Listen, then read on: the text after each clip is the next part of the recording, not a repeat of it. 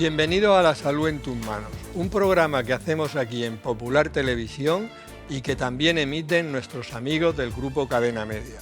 Hoy vamos a hablar de las infecciones de transmisión sexual. Os voy a dar unos datos para resaltar la importancia del tema de hoy. Según la Organización Mundial de la Salud, cada día se contagian 1 millón de enfermedades de transmisión sexual. Y en España se han multiplicado por 7 el número de infecciones de transmisión sexual desde el año 2000. Para hablar de todo esto y sobre todo de la prevención de estas enfermedades, tenemos en el plató a los siguientes invitados. Ángeles Aragón. Ángeles, bienvenida. Eres médico de atención primaria, médico especialista en medicina familiar y comunitaria. Sí, señor. Que hay que decirlo así porque es la Por verdad. supuesto. ¿Vale? Gracias por venir. Gracias a ti.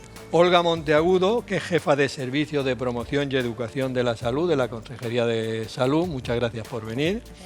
Carlos Galera, que es médico especialista en medicina interna y responsable de la unidad de VIH de la Risaca. Gracias, Carlos, por venir. Gracias por invitarme. Y Juan Pedro Martínez, que es médico especialista en obstetricia y ginecología y profesor de ginecología aquí en la UCAM.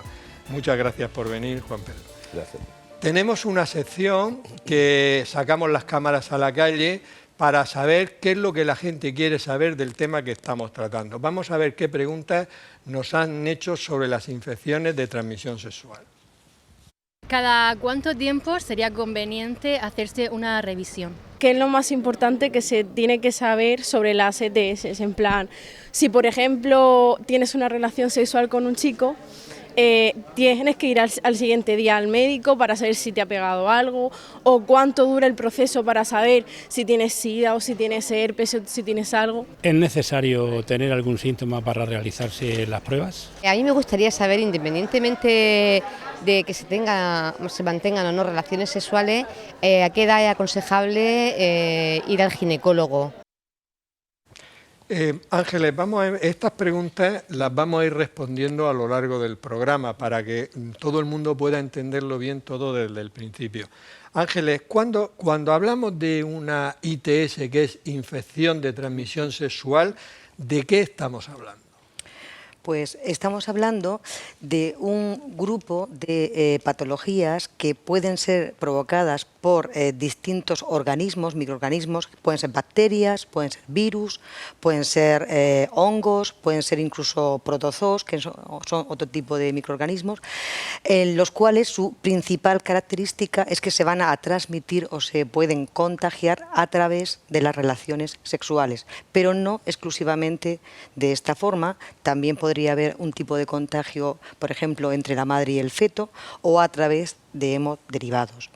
Decir que actualmente son un problema muy relevante como en salud pública por la magnitud, por el ascenso que se está observando del incremento de estas infecciones, que pueden tener complicaciones, que pueden tener secuelas, que pueden tener relación con, por ejemplo, infertilidad en algunas mujeres. Y remarcar, aunque ahora seguiremos comentando seguro en más amplitud, quiero dejar claro que en primer lugar pueden tener manifestaciones locales en la región, también fuera de la región genital propiamente, en otras zonas de piel, con lo cual es un dato a tener, pero es muy importante tener claro que algunas de ellas, y no por ello menos importantes, pueden ser asintomáticas durante un periodo de tiempo, en el cual es clave porque ahí es donde se podrían producir más contagios. Y ya hasta aquí llego, que ya continuarán los compañeros. Sí. Olga, yo he dado algunos datos para que viéramos la importancia del tema que estamos tratando, pero tú seguro que como jefa de prevención y todo esto tienes muchos más datos. Danos unos datos sobre estas enfermedades. Bueno, el dato más importante y el más impactante lo has dado tú, con el de cada día 1 millón de infecciones en el mundo. O sea, ese dato es el más espectacular. De hecho, la OMS, es un dato proporcionado por la OMS ha elaborado una estrategia mundial porque lo considera un problema de salud pública de primera categoría y de primera relevancia y de actuación inmediata. De hecho, en todo lo que hablemos en esta mesa va a ir en consonancia con esa estrategia y todo enmarcado en los ODS, que son los Objetivos de Desarrollo Sostenible de la ONU, que lo tiene como uno de los focos de actuación e implantación.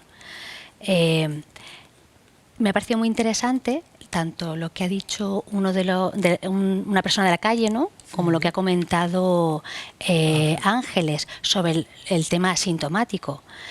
Por eso se llaman ahora infecciones de transmisión sexual. Antes eran las enfermedades de transmisión sexual o enfermedades venéreas, pero como hay un periodo asintomático, a veces las personas no se sienten enfermas y es el más peligroso a la hora de transmitir. Como datos epidemiológicos, no todos, porque hay más de 30 gérmenes, microorganismos, la OMS los tiene catalogados como más de 30. Hay 8 que son los más frecuentes: sífilis, gonorrea, infección por clamidias, por tricomonas, 4 virus relevantes: papilomavirus, el virus de la inmunodeficiencia humana, la hepatitis B y el virus herpes simple, el tipo 2. El 1 es labial, el 2 es genital. De todas ellas, no todas tienen una vigilancia epidemiológica, con lo cual no todas luego aparecen en los informes de vigilancia epidemiológicos. En los últimos informes que hay disponibles, los datos más preocupantes son los de gonococia, de infección gonocócica, y sífilis, que tienen una tendencia ascendente desde el 2000-2001, no ha parado de crecer. Es más frecuente en menores de 75 años, principalmente varones, y ya han aparecido casos de gonococia de cepas multiresistentes. En España ya las tenemos. Bueno, esos son datos muy importantes porque luego tendremos que hacer hincapié de una manera muy importante en la prevención, puesto primero para no transmitirla, y si encima hay cepas de algunos gérmenes que son resistentes a antibióticos, pues imagínate el problema que podemos tener. Carlos, ¿cómo se contagian estas infecciones de transmisión sexual? Como dice el propio nombre, pues básicamente por vía sexual. Es decir, vía sexual, ¿y qué entendemos por vía sexual? Pues las relaciones sexuales, que pueden ser vaginales, anales, orales, pero no solamente por estas relaciones que podemos llamar como clásicas, sino también a veces por contacto, simplemente por contacto directo con piel y mucosas sobre áreas que puedan estar infectadas o colonizadas por alguno de estos microorganismos y que pueden transmitirse de una persona a otra. Vale. Juan Pedro, uno de los temas que más tocáis los ginecólogos, y tú eres ginecólogo, es el tema del virus del papiloma humano. Explícanos un poquito qué es ese virus que todos hemos oído ya hablar de, ¿qué es el virus del papiloma humano? Mira, el virus del papiloma humano es un virus que se contagia, se transmite con el contacto de la piel y de la mucosa. No es un virus solamente, sino que es una gran familia de virus. Van por tipos, se han descrito más de 200 tipos de virus, pero solamente unos 40 son los que se pueden transmitir vía sexual, en el aparato genital, tanto femenino como masculino. Unos 40.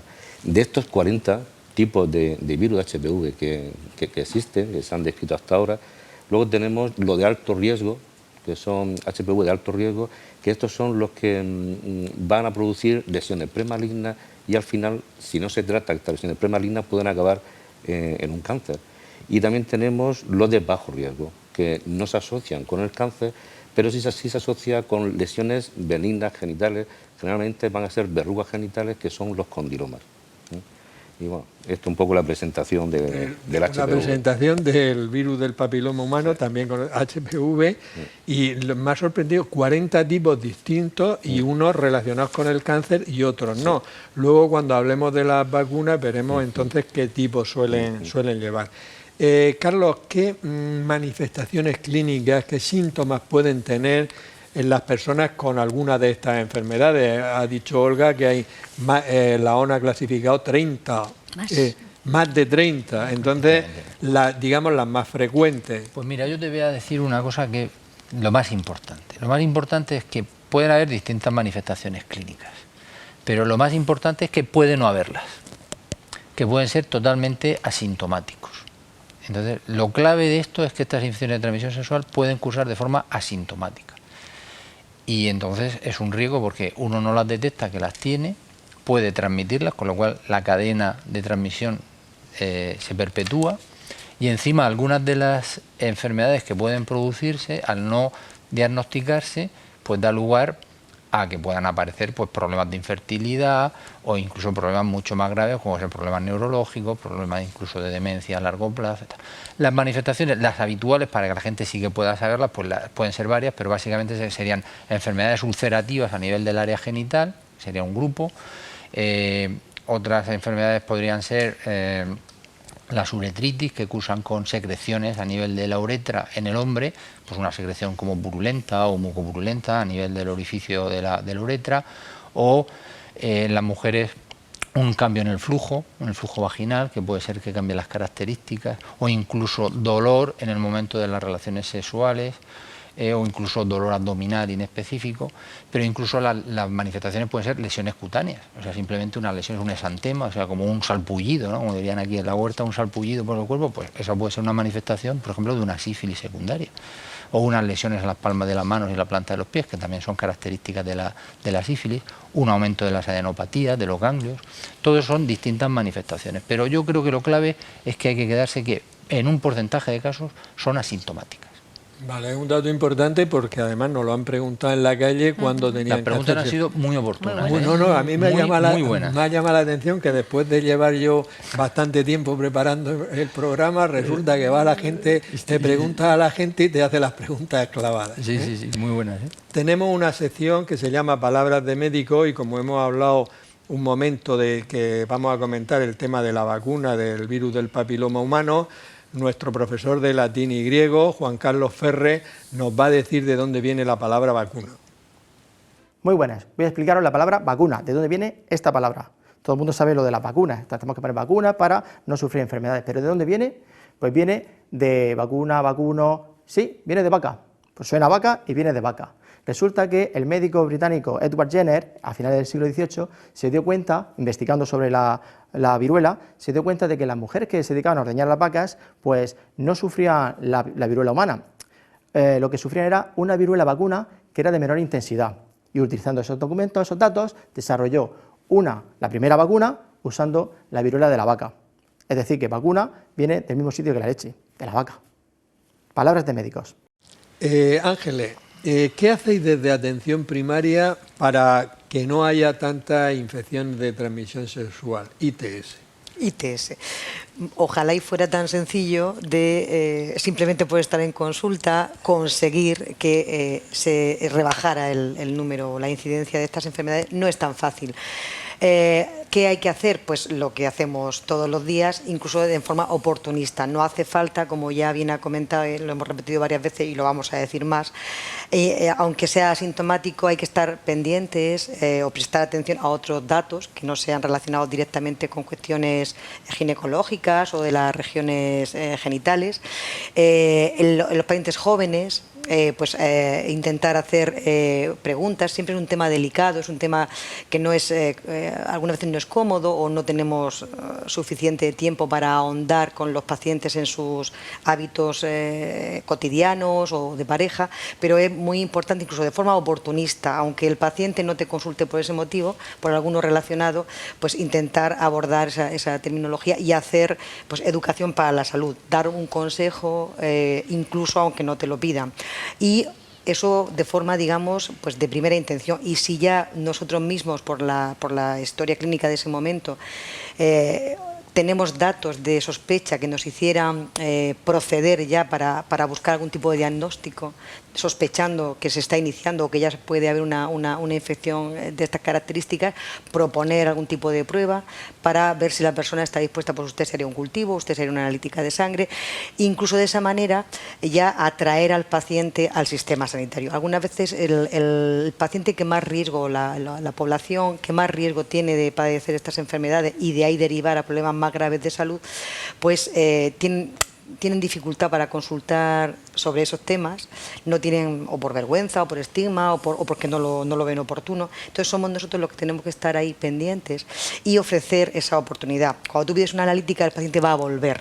y aunque tú digas, bueno, a lo mejor no me sale nada, me sale normal, pero el pendiente va a volver. Y tú tienes otra oportunidad para insistir, incidir e intentar a ese paciente que tú puedes ver de riesgo, por los motivos que sea, atraerlo y cómo intentar encauzarlo en un circuito más sanitario para que lo podamos estar al menos vigilando. Sí, quizá otra dificultad es que como es más frecuente en gente joven, la gente joven en general acude menos al médico de atención primaria, Acude obviamente menos. porque tiene menos enfermedades. Acude menos.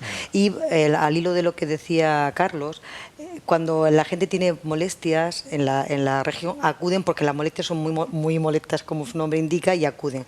Pero cuando es una lesión, como puede pasar en la sífilis primaria, que no duele, la persona, pues como se va a quitar sola esa lesión en unas pocas semanas, no va a consultar. Y la vamos a ver a ese joven con ese exantema, que es muy frecuente.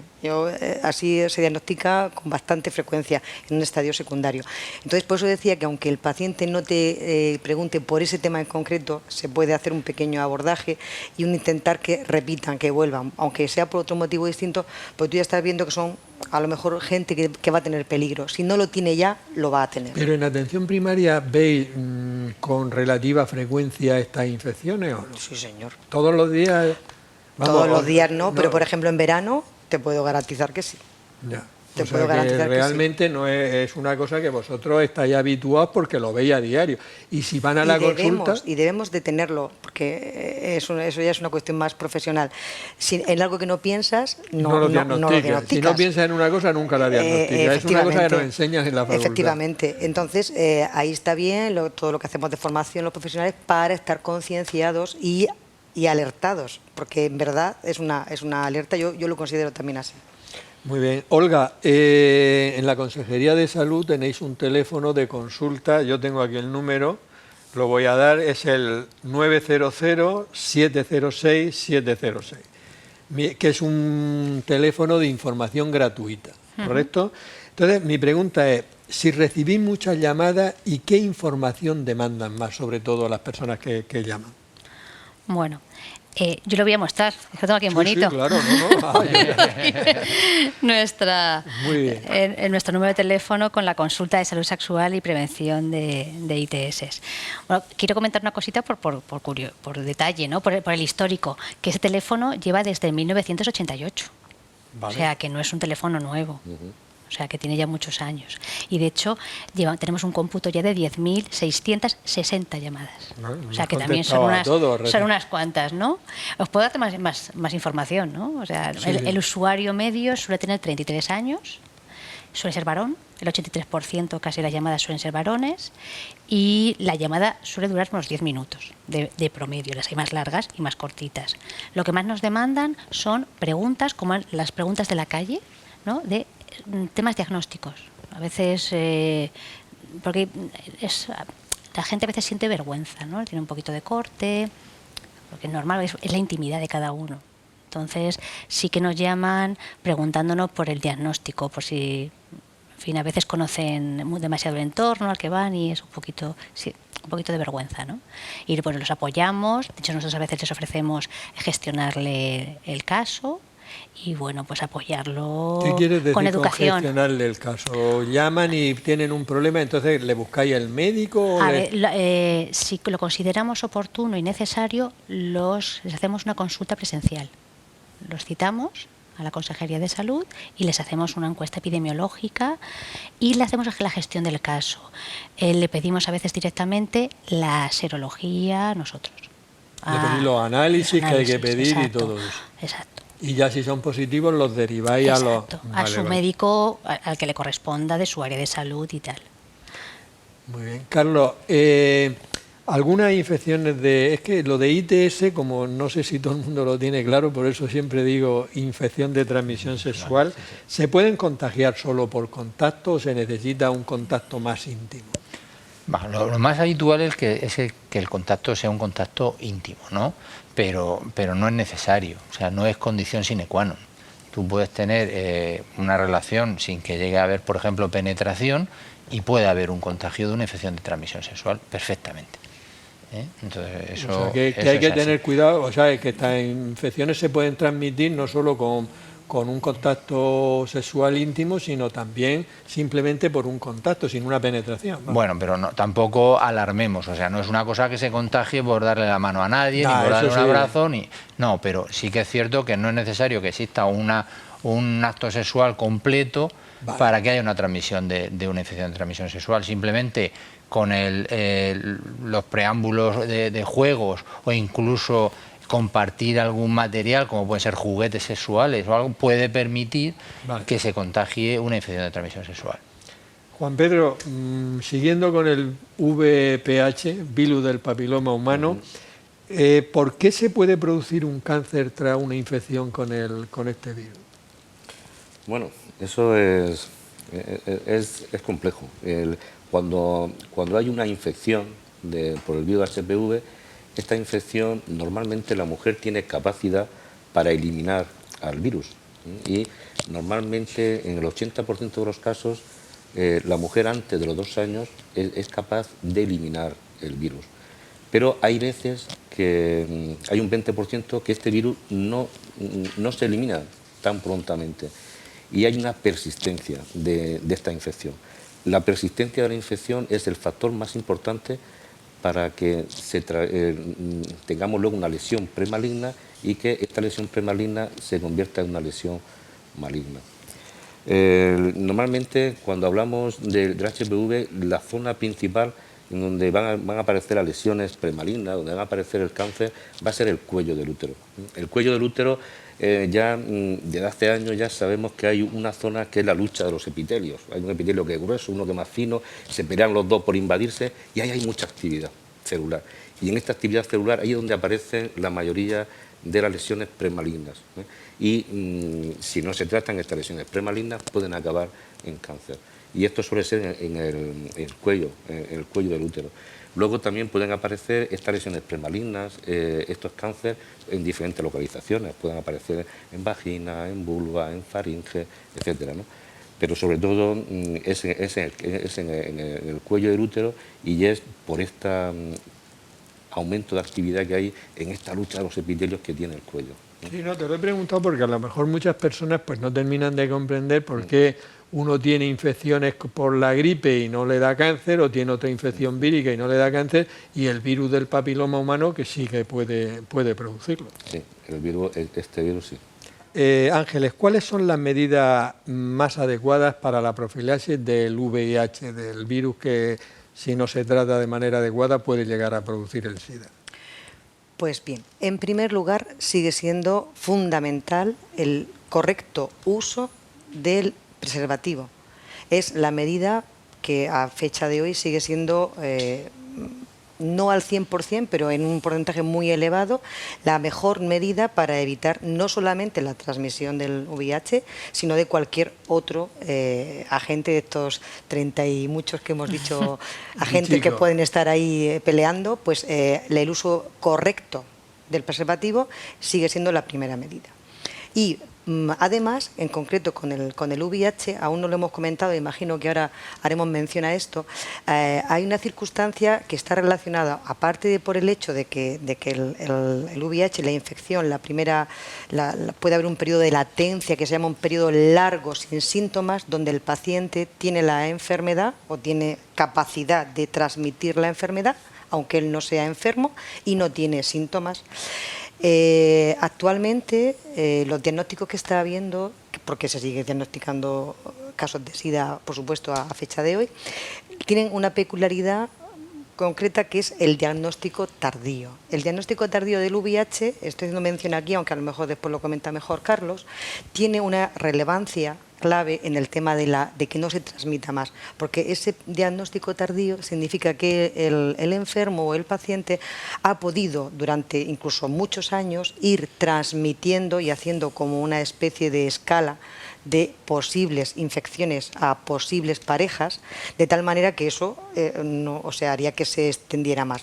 Por lo tanto, una de las estrategias que están previstas y que están en marcha es hacer que este diagnóstico tardío pues sea más temprano y se traten, porque los pacientes tratados del VIH está también prácticamente demostrado que si no hay virus en sangre, si el virus en sangre es lo que se llama indetectable, pues se podría decir que es igual a intransmisible.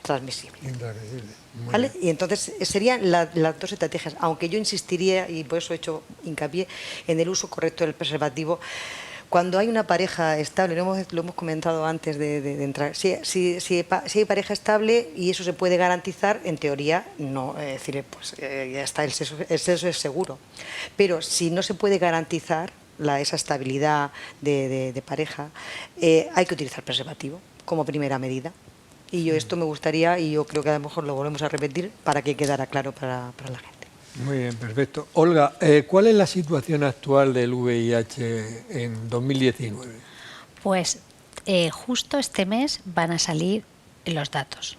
Vale. O sea que por 15 días no los tenemos encima de la mesa. Dinos los del año pasado. Entonces, bueno, voy a decir uno que más o menos viene a ser el que un poco que está estable, ¿no?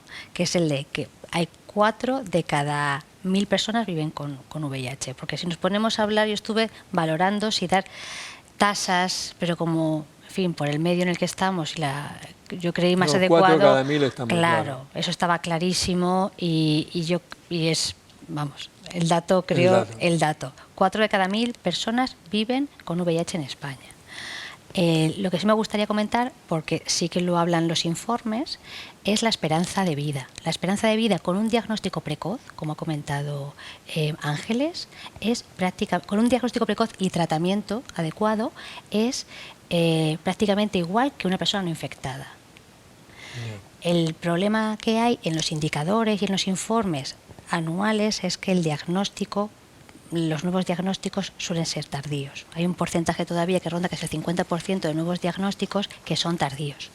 Entonces, las actuaciones que desde nosotros en Murcia y todas las comunidades autónomas están trabajando en ese diagnóstico que deje de ser tardío, porque al ser tardío no se beneficia del tratamiento y aumenta la transmisión, peor esperanza de vida, etcétera. Mayor avance de la infección, del sistema inmunitario, mayor deterioro. ¿Cómo lo hacemos aquí en Murcia? Pues tenemos ahora mismo dos enfoques. Uno, que es en el ámbito sanitario, con formación a profesionales para que se haga ese diagnóstico precoz. Y también tenemos un programa con entidades sociales para el cribado con prueba rápida en flujo oral, en fluido oral. Y esas entidades sociales trabajan con poblaciones clave, grupos de poblaciones clave. Carlos, tú eres responsable de la unidad de VIH en La Risaca. Y perdóname, y me encanta lo bien que él ha explicado Ángeles el tema del VIH. Vale. Me ha explicado, yo no lo explicaría mejor de lo que ya lo he explicado. Bueno, pues yo ahora te voy a exprimir a ti un poco más, que para eso eres el responsable de la unidad de VIH. Vamos a ver, porque muchas veces antes se asociaba SIDA y se le decía la gente tiene SIDA, pero una persona puede tener VIH positivo, no tener ningún síntoma y no llegar a tener SIDA. ¿Eso es así o no es así? Yo te explico. Explícame. Yo te explico. La infección por VIH, que es el virus de la inmunodeficiencia humana, es la responsable de que en algunos pacientes se desarrolle el síndrome de inmunodeficiencia adquirida, que es el SIDA. La enfermedad, la infección es la misma, es el mismo agente, solo que esa infección a lo largo del tiempo puede tener muchas manifestaciones clínicas. Al principio, cuando te has infectado, puedes no tener ninguna, lo que ha comentado Ángeles, el periodo de latencia clínica, en la cual uno no tiene ningún síntoma y se encuentra perfectamente. Pero el virus está funcionando en el organismo, está provocando un deterioro del sistema inmunológico, está disminuyendo las defensas del organismo, sin que tú además seas consciente de que está ocurriendo ese fenómeno dentro de tu organismo. Llega un punto en que las defensas son tan bajas que no eres capaz de defenderte frente a infecciones, frente a gérmenes, que en una población normal jamás provocarían ningún tipo de enfermedad.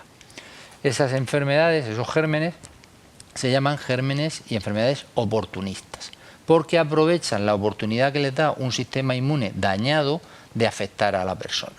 Cuando llegamos a ese momento de evolución de la infección, que aparecen enfermedades y tumores que llamamos oportunistas, es cuando decimos que el paciente tiene SIDA. La infección es la misma, la transmisión es posible desde el principio al final.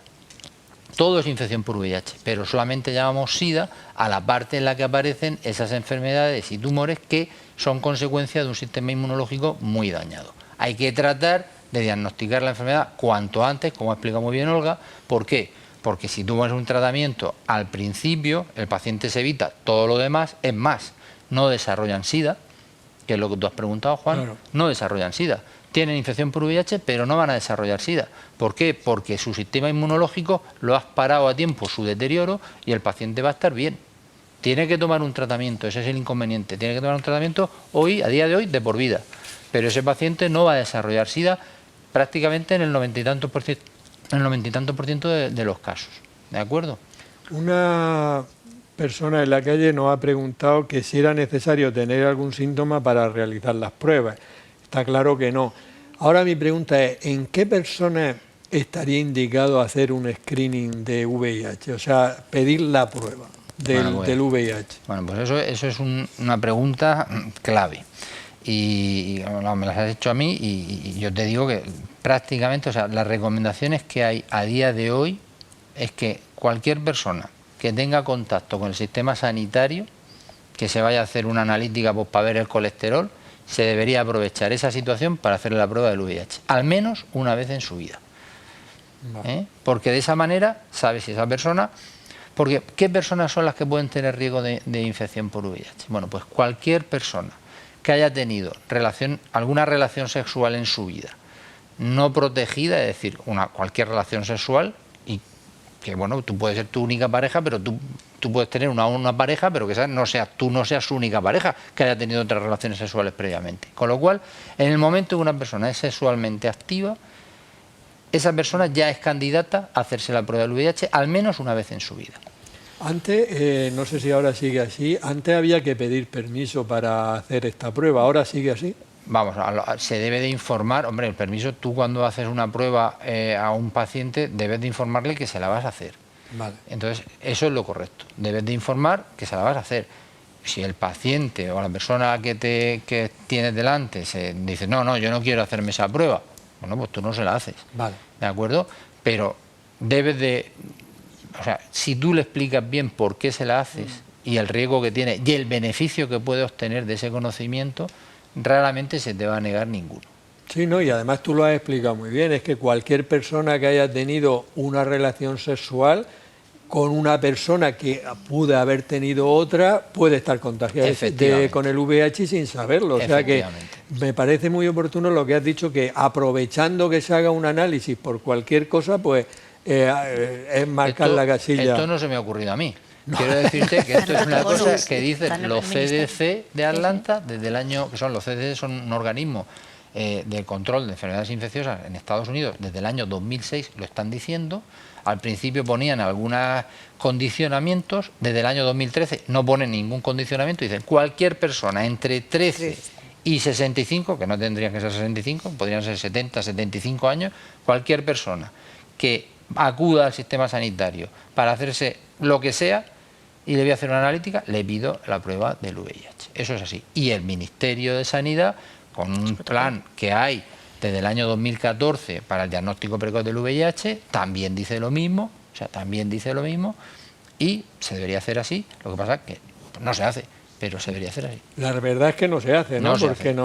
No se hace. Pero sí que sería muy importante. No se hace porque nos falta concienciación. Está demostrado que es costo efectivo. Efectivamente. Sí, que eso quiere decir que lo que tasa de diagnóstico que te haces, aunque lo hagas tipo cribado, sale. O sea, sale como cuando pedimos un colesterol o una TSH o cualquier otro tipo. Me gusta la manera como lo has dicho, porque yo a algunos pacientes cuando tienen a lo mejor una glucosa de 140 y se la he repetido y le sale 140 y le digo, mira, tienes diabetes. Y me dice, ¿cómo que tengo diabetes con 140? Digo, que las normas no las he puesto yo, ¿eh?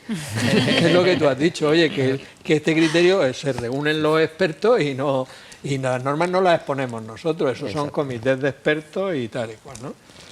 Juan Pedro, una persona nos ha preguntado también, no está en relación con esto, pero como nos lo han preguntado yo te lo voy a decir, ¿a qué edad sería ir aconsejable una mujer, una chica, al ginecólogo? Y ya la pregunta que yo te tenía preparada es que, ¿qué son las lesiones premalignas y si todas pasan a cáncer? Bueno, una chica normalmente, si tiene cualquier patología, si tiene algún problema, está claro que tiene que ir al ginecólogo. Una regla cada 6 meses, una regla de 15 días, dolores, bultos en el pecho, en la mama. Si hay algún problema, sí, pero una revisión. Ahora mismo en la región de Murcia hacemos el screening del cáncer de cuello, que es a través de citologías, ¿no? Entonces, ¿cuándo se hacen? Pues se hacen en las chicas mayores de 25 años que han empezado a mantener relaciones sexuales. Se hacen 2 anuales seguidas y son negativas, se van haciendo ya cada 3 años. Si aparece algún problema, pues entonces ya es cuando se hace pues, un estudio del cérvix, ¿no? Si aparece una citología con alguna alteración citológica. Pero en realidad a partir de los 25 años y cuando se han empezado a mantener relaciones. Muy bien. Luego ya a los 50 años ya empezamos con el screening del cáncer de mama. Que son cada 2 años hasta los 70 años. Y todas las lesiones premalignas que puede producir el virus del papiloma humano terminan en malignas si no se tratan. No. Las lesiones premalignas, hay muchas clasificaciones, pero para que se pueda entender mejor, pues se dividen en 2 grandes grupos, en lesiones de bajo riesgo y lesiones de alto riesgo. Las lesiones de bajo riesgo tienen más nombres, CIN1, displasia leve, pero las de bajo riesgo son las que en el 80% de los casos la mujer va a eliminar el virus, y sin tratamiento y sin nada el virus se va a ir. Y ahí está, tiene un bajo riesgo que esta lesión premaligna acabe en un cáncer. Las lesiones de alto riesgo, o CIN2, CIN3, displasia moderada, displasia severa, tiene diferentes nombres, pero en definitiva la lesión de alto riesgo es al revés. El 80% van a persistir. Y como antes he comentado, cuando me preguntabas cuándo se va a producir un cáncer, pues el factor principal es la persistencia de la infección. Y estas de alto riesgo lo que van a hacer es persistir. Son infecciones que persisten y el 80% no va a remitir, no se van a ir. Estas tienen posibilidad de que si no se trata, y con la evolución de la enfermedad antes, claro, para no llegar al cáncer. De ahí la importancia de las revisiones, obviamente. Claro. El éxito del screening del cáncer de cuello es que podemos detectar pues, estas lesiones premalignas, las podemos tratar y hacemos que los casos nuevos de cáncer de cuello han disminuido. En los países desarrollados han disminuido muchísimo. Muy bien. Ángeles, ¿qué es la profilaxis preexposición? Porque creo que además hay novedades. Cuéntanos. Pues sí, hay novedades en España, porque eso ya estaba previsto y estaba funcionando en Europa y en otros países.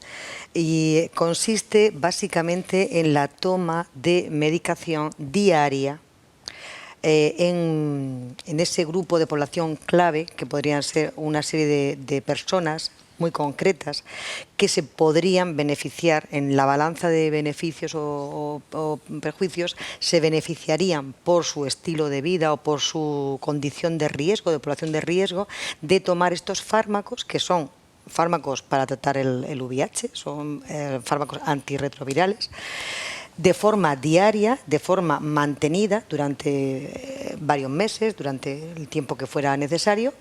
Mientras que lleve ese estilo de vida. Mientras que lleve ese estilo de vida.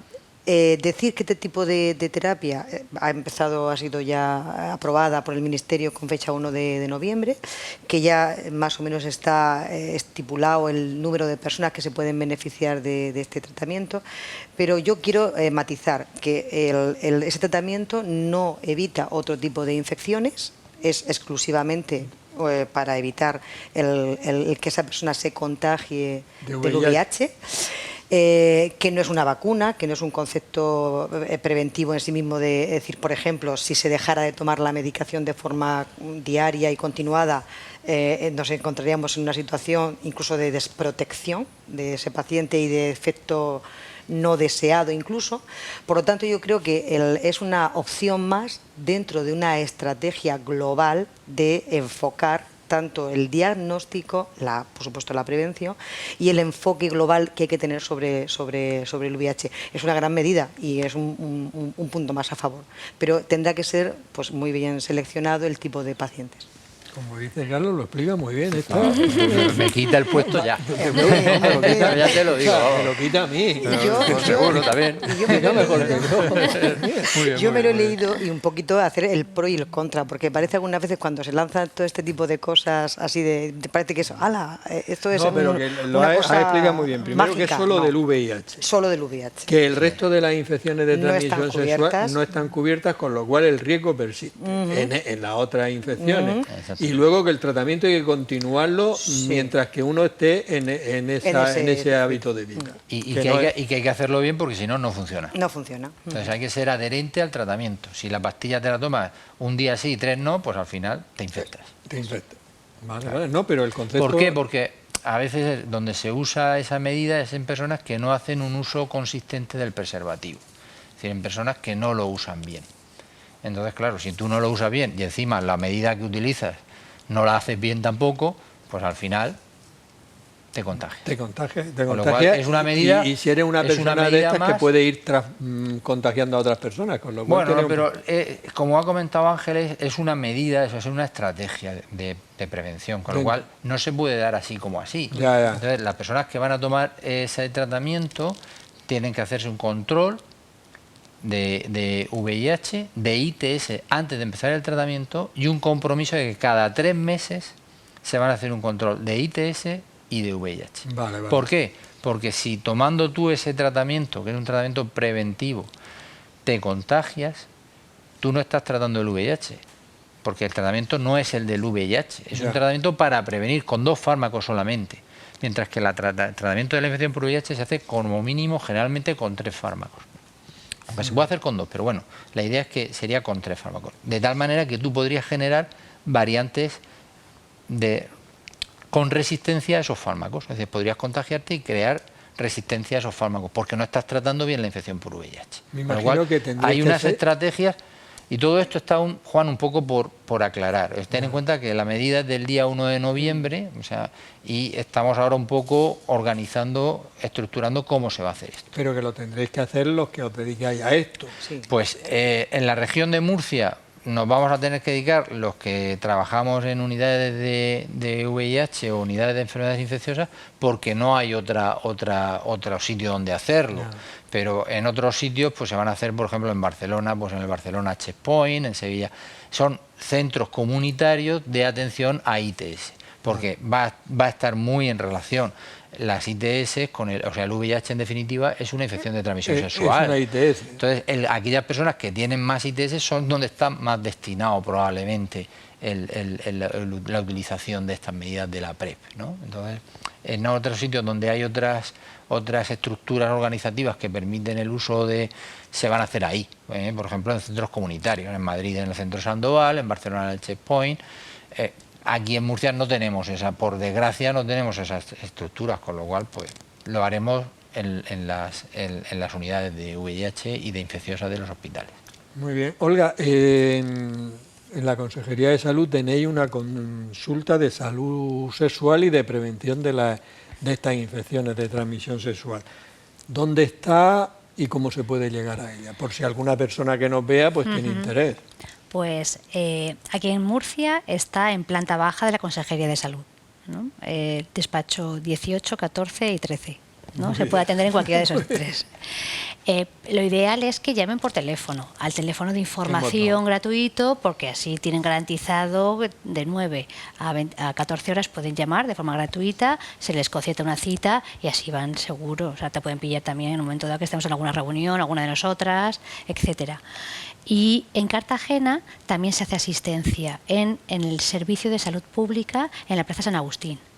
De momento ahora mismo está restringido solo los lunes por cuestiones de personal, o sea, el personal a veces es una limitación, ¿no? Pero se tiene, en breve estará cubierta todos los días. De momento solamente van los lunes en la Plaza San Agustín. Muy bien, pues ya las personas que estén viendo el programa tienen el dato por si quieren. Que pueden llamar al 900-706-706 y pedir cita. Muy bien, así de fácil. Juan Pedro, vamos a ver una cosa. Por ejemplo, el VIH lo podemos detectar en sangre. Otras infecciones de transmisión sexual dan unos síntomas, se puede hacer un exudado, etcétera. Pero el virus del papiloma humano ¿cómo se diagnostica? ¿Qué tenéis que hacer? No sé si hay anticuerpos para detectarlo, no hay. ¿Qué hacéis para detectar este virus? Sí, ahora mismo disponemos de dos métodos, ¿no? Dos formas de detectar la infección, pero detectar la infección no es tan importante como detectar las lesiones premalignas, porque lo que nosotros al final vamos a tratar son las lesiones premalignas que está provocando la persistencia de la infección. Entonces, ahora mismo en Murcia lo que se hace en este screening del cáncer de cuello, digamos, lo que estamos haciendo son citologías. Como antes te decía, una citología cada 3 años. Si en esta citología, en la citología podemos ver dos cosas. Podemos ver alteraciones celulares que nos están indicando que hay una infección por el virus. No hay lesión premaligna, simplemente nos está indicando que hay una infección por el virus. Y en la citología también podemos ver si hay alteraciones celulares que sean compatibles con esta lesión premaligna. Esto es ahora mismo lo que hacemos. Ahora mismo esto va a cambiar, porque ahora mismo lo que se está intentando, y en muchos sitios ya se ha cambiado, es hacer la detección del virus del HPV. Entonces, hay unas técnicas de PCR también que lo que se hace es ver si está el virus en las células del cuello, y luego también nos sirve para hacer un tipaje, nos dice qué tipo de virus es, si son de alto riesgo, si son de bajo riesgo. Pero una vez que tenemos la citología patológica que nos dice que hay una alteración, si tenemos la detección de la presencia del virus, lo que hay que hacer es un estudio del cuello del útero. Entonces, aquí la compañera de atención primaria lo sabe bien, que cuando en las citologías aparece cualquier tipo de alteración citológica, pues la mandan a las unidades de patología cervical, y ahí lo que vamos a hacer es un estudio del cuello. ¿Qué vamos a hacer? Vamos a hacer una colposcopia, eso es mirar el cuello con un microscopio. Esto molesta igual que una citología y son 2 o 3 minutos, es una cosa muy rápida. Pero nosotros podemos ver el cuello si hay alguna lesión. ¿Para qué? Para, si vemos a una lesión en algún punto del cervix, lo que hacemos es una biopsia dirigida. No biopsiamos el cuello al azar, sino que directamente vemos dónde hay una lesión y cogemos la biopsia. Porque al final, quien va a marcar qué tipo de lesión tiene la paciente es la anatomía patológica, como todo en medicina. Entonces, el patólogo nos va a decir, pues mira, esto es una lesión de bajo grado o es una lesión de alto grado, y ya hay que tratarlas o no, ya según qué tipo sea. Muy bien. Ángeles, sé la respuesta, pero solo por comodidad, o sea, por tranquilidad de la gente. Si una persona nota algún síntoma, que tenga un exudado por la uretra o que le aparezca alguna lesión en la zona genital, de entrada a su médico de atención primaria, que en la mayoría de los casos le va a poder solucionar el problema, ¿no? Sí. No tiene que salir corriendo a otros especialistas de entrada. De entrada no, podría ser, podría acudir donde quisiera, pero realmente la accesibilidad, pues en el momento en que sucede el hecho, pues la persona puede acudir a primaria y en 24 o 48 horas va a ser atendida. Y nosotros ya también tenemos esa mentalidad de lo que hemos estado comentando para ya evaluar, más allá de que me diga el paciente me pasa esto, de ir un paso más allá y aprovechar esa visita pues para hacer un screening para ver si hay VIH o para hacer simplemente un seguimiento. Yo creo que es importante que ciertos pacientes, como tú has comentado antes, el paciente joven, el paciente más errático, que no es usuario habitual del sistema, pero que nosotros detectamos, por el motivo que sea, que puede tener ciertos riesgos, intentar encauzarlo, intentar llamarlo, intentar mantenerle una continuidad en el sistema, porque de esa manera se va a acostumbrar a venir, se le va a quitar el miedo. Mucha gente no consulta el tema que hemos comentado al principio, de un poquito la vergüenza, el estigma, la dificultad. Yo hay gente que entra por la puerta y ya sé que la consulta es de ahí, no tienen que decir nada, porque ya sé que se capta. Entonces, aprovechando esas circunstancias de quitarles hierro a esa situación y hacer que el paciente se acostumbre un poquito más a ese grupo de población a consulta. Y todo esto, Juan, son con 6 minutos. Con 6 6 minutos. Yo creo que son los 6 minutos Mejor sanitarios aprovechados. más aprovechados de primaria, de especializada, porque son 6 minutos. Lo que tienen que y todo lo quitarle- que hacen en 6 minutos. Lo que tienen que hacer es quitarle la burocracia. Mira, yo a los residentes les digo, antes de que se siente el paciente ya tenemos que saber el diagnóstico. Sí, Mientras que porque está no, cerrando no, la puerta y se ha no, sentado, no. oye, y lo hacemos, ¿eh? Me queda poco tiempo, no derivemos. Olga, ¿tú piensas que desde que los tratamientos del VIH y en concreto del SIDA han mejorado tan espectacularmente, se ha perdido miedo y eso ha ocasionado el repunte de las infecciones de transmisión sexual, también llamadas ITS? ITS. Pues no solo lo pienso, sino que está demostrado completamente. Hay encuestas, o sea, hay encuestas pequeñitas, ¿no? que te dan datos, ¿no? O sea, cuando tú consultas la bibliografía, hay pequeñas encuestas, pero hay también grandes encuestas. Una muy reciente, de este referente al 2018, que es una auspiciada por la OMS de conductas saludables en jóvenes, muestra un descenso del 84% en el 2002 a un 75% en el 2018. O sea que, y de hecho eso ha promovido y provocado que empiecen a haber otra vez campañas de uso de preservativo. Vale. Porque es un problema. Es un problema de la pérdida, o sea, la mejora en el tratamiento ha quitado el miedo y han aumentado las otras infecciones. Carlos, si una persona ha tenido relaciones sexuales no solo con una pareja, sino con varias, y se le transmite una infección de estas, ¿se puede saber de qué persona ha sido? Imposible. Vale, pero era porque la gente se lo pregunta, es para que no... Salvo que solo hayas tenido una relación sexual con una pareja, con lo cual no puedes culpar a otra, a poco que hayas tenido más de una, pues ya tienes la duda. Y cuando has tenido con una, si esa una ha tenido múltiples, pues vaya usted a saber quién. Entonces eso no se puede saber. No se puede saber. No, pero que hay gente que se lo pregunta, a ver si puede... Pues no, pero que no se puede saber. no se Hombre, puede si saber haces el salvo que hayas estudio de tenido una contactos. única relación. Entonces sí podrías saber. Entonces lo que hay que hacer, que es lo que A está través de un comentando, estudio de lo que está contactos. comentando Olga, hay Con que la hacer un persona. estudio de contactos. Y es que esa persona, si ha tenido múltiples relaciones sexuales, pues cuando tú diagnosticas, por ejemplo, una gonorrea, una infección por gonococo en una persona, y ha tenido relaciones sexuales en los 2 meses previos, pues con 4, 5, 6 parejas, pues lo que se debería de hacer es comunicar, que esa persona comunicara a las relaciones con las que a las personas con las que ha mantenido relaciones sexuales, que le han diagnosticado una enfermedad y que debería de hacerse un control pues en su médico de atención primaria o en un centro comunitario o en un centro especializado. O en su defecto, que dejara al profesional sanitario los números de teléfono de las personas para poder Esa llamar, es otra, porque muchas llamar veces él. te da mucho corte, muy mal rollo, tener Y que decir, déjeme oye, sus que me han números de diagnosticado teléfono y llamo. una infección, fíjate tú qué situación. Ya. Me han diagnosticado una infección y me han dicho, entonces lo que dice Olga es una posibilidad. Tú al profesional que te ha diagnosticado, una posibilidad es le dejas un listado de los teléfonos de las personas con las que tú has tenido relaciones sexuales y desde la persona que ha hecho el diagnóstico se les llama de forma anónima y se dice, mire, hemos sabido que una de las personas con las que usted ha mantenido relaciones sexuales en los últimos meses pues ha sido diagnosticada una infección. Sería recomendable que se pusiera en contacto con su médico de atención primaria o que viniera a un centro de control de ITS pues para hacerle los estudios adecuados y descartar, porque es la única manera de romper la cadena de transmisión. Claro, de hecho yo aquí tenía una pregunta, ¿desde cuánto tiempo antes?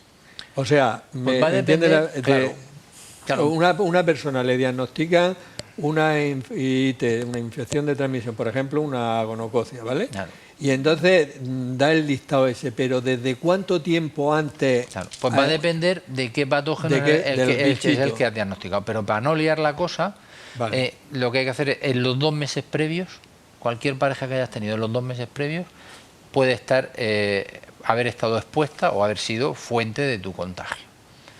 Muy bien. Bueno, estamos ya prácticamente en los 5 últimos minutos. Se nos va a pasar el tiempo volando. Y entonces te voy a hacer una pregunta, Juan Pedro, y luego pasamos al minuto de oro, que cada uno haga un resumen final.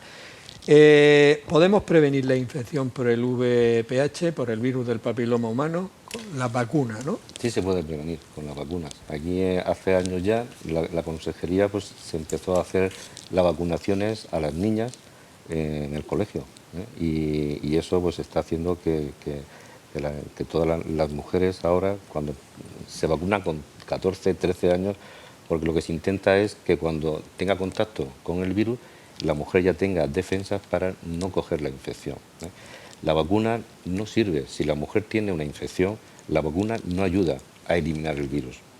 La historia de este virus es que la mujer tiene que eliminar por su inmunidad el virus, pero la vacuna no va a ayudar a que expulse, a que elimine antes el virus. Pero sí es importante la vacuna pues, a las niñas para que tengan la defensa antes de tener contacto, antes de mantener las relaciones sexuales. Ahora mismo la región de Murcia es también pionera en las mujeres que han tenido pues, una lesión de alto grado, que le hemos hecho una colonización, pues, que es quitar, ¿no?, pues, unos cuantos milímetros de la superficie del cuello, pues para quitar estas lesiones de alto grado que tiene. Estas mujeres somos pioneros en la región de Murcia en estas mujeres tener un sitio que es la consejería donde se van a poner las vacunas, porque el resto de las mujeres, si quieren ponerse la vacuna, lo tienen que pagar ellas.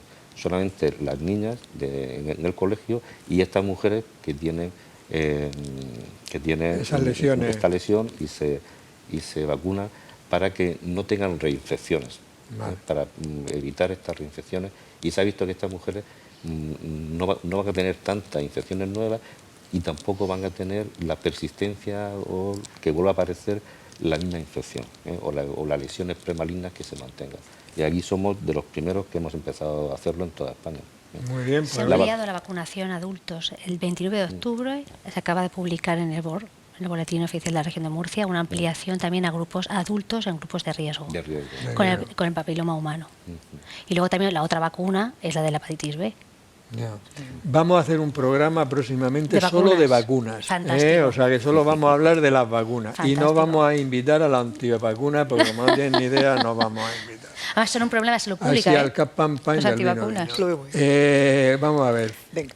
Minuto de oro tuyo. Ángeles. Uso del preservativo correcto. Acude a tu médico cuando tengas cualquier duda, no cualquier síntoma, sino cualquier duda, para aclararla, y fomentar desde todos los puntos de vista el diagnóstico precoz de todas las enfermedades y en concreto del SIDA, y recordar el mantener el ser constante en el tratamiento del VIH para que sea indetectable el germen en sangre y de esa manera también sea intransmisible. Muy bien. Juan Pedro.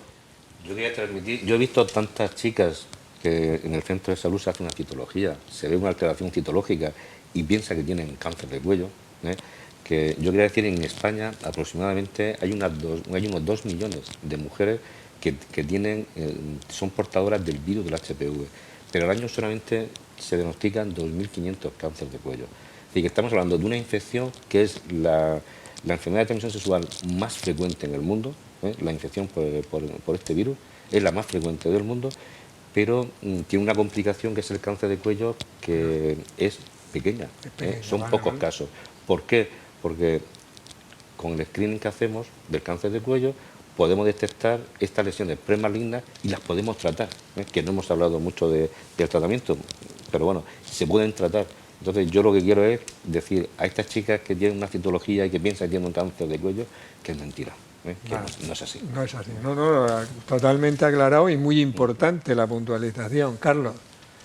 Pues yo insistiría en el sexo seguro. La única mecanismo que hay para evitar las infecciones de transmisión sexual es el sexo seguro. ¿Sexo seguro? ¿Qué es sexo seguro? Sexo seguro es aquel que no se realiza, sería la definición del sexo seguro. Todo lo demás son probabilidades de riesgo. ¿Qué hay que hacer? Minimizar el riesgo de transmisión. ¿Cómo se minimiza el riesgo? Utilizando el preservativo. ¿Cómo se utiliza el preservativo? Bien, de forma consistente, desde el principio de la relación hasta el final. No, ahora me lo pongo, ahora no me lo pongo, no. El preservativo se usa desde el principio de la relación hasta el final de la relación y en todas las relaciones sexuales. Esto, lógicamente, no siempre es posible, porque en el ardor de una relación sexual, de una relación amorosa, no siempre ocurre. Con lo cual hay que ser consciente de que cuando no tengamos sexo seguro, pues estar alerta si tenemos algún síntoma, e incluso cuando no lo tengamos, si tenemos algunas relaciones que no sean seguras, pues periódicamente hacernos un control de ITS. Me parece un buen consejo. Olga. Bueno, mi frase de oro, ¿no? Tu Minuto de oro es las estrategias de prevención combinadas. No hay una única. Aquí en esta mesa se han hablado de muchas: vacunas, uso de preservativos, sexo seguro, pero también hay intervenciones conductuales que son muy importantes. Entonces, un consejo, como hablaba mucho Ángeles, el consejo antes y después, antes de la prueba y después de la prueba diagnóstica, es fundamental, porque minimiza mucho el riesgo. Muy bien. Bueno, pues yo creo que había hecho un programa muy práctico, no era un programa fácil porque el tema a tratar hay gente que le agrada más, hay gente que le agrada menos, pero realmente es una realidad. Es una realidad y a todo el mundo le interesa. Y a todo el mundo le interesa porque, en fin, es la vida, es lo que es la vida, aunque siempre aconsejamos unos hábitos de vida saludables y también en el tema del sexo, pero realmente creo que el programa ha sido muy, muy interesante. Por nuestra parte, nada más. Despedirnos hasta la próxima semana en un nuevo programa de La Salud en tus manos y desearos que seáis muy felices.